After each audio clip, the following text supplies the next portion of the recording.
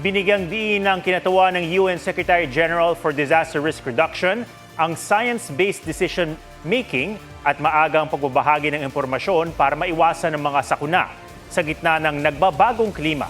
Para naman nilapit sa publiko ang lagay ng panahon, naglunsad ang Pag-asa ng isang mobile app.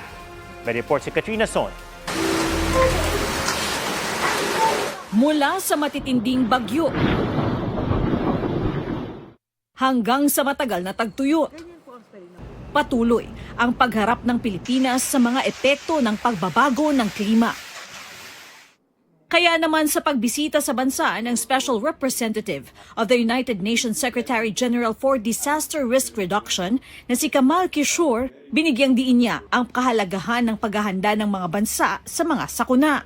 In Asia Pacific, there is a lot of achievement in terms of preparedness for launching immediate response, such as distributing food and blankets and tents, but not enough in terms of readiness to launch long-term recovery programs, building stronger houses, building stronger schools and hospitals, airports.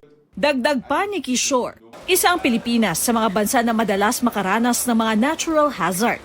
Kaya mahalagang mapatatag pa ang mga sistema ng paghahanda at pagtugon. Binigyang diin din niya ang kahalagaan ng science-based decision-making at maagang pagbabahagi ng impormasyon sa publiko.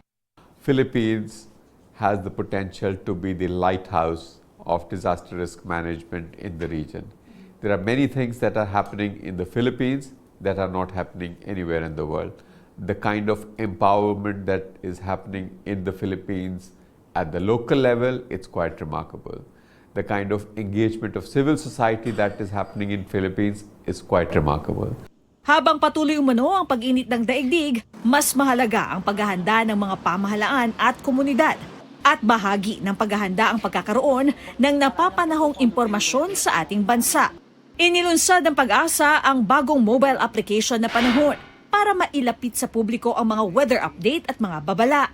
Pwedeng buksan ang GPS para makatanggap ng real-time weather forecast sa inyong lugar. Mas handy na po siya dahil mas hawak po natin ngayon. Lagi ang ating mga cellphone. So naglunsad po ang Pag-asa ng app, which is yung Panahon app, kung saan po makikita po natin yung mga details na nilalabas po ng Pag-asa. Katrina Son, GMA News.